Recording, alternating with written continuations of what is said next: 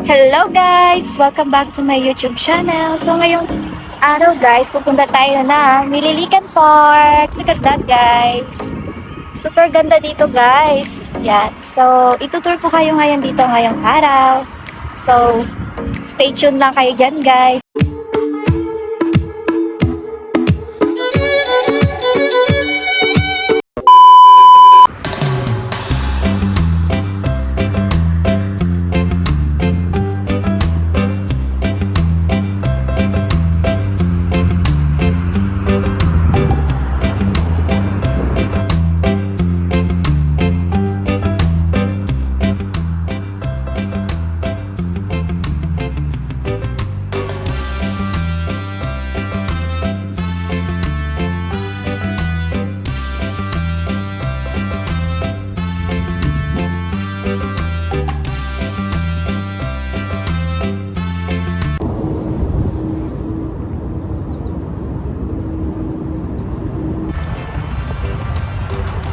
Ganda dito guys, if you wanna relax or to chill only, you can visit the Mililikan Park here in Scarborough.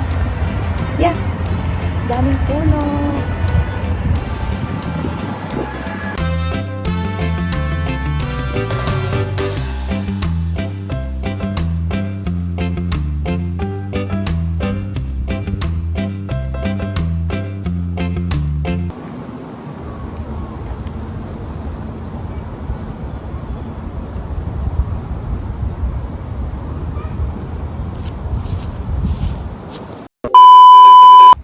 There you go guys. I will let you know what are the reasons why I choose the Canada to settle down.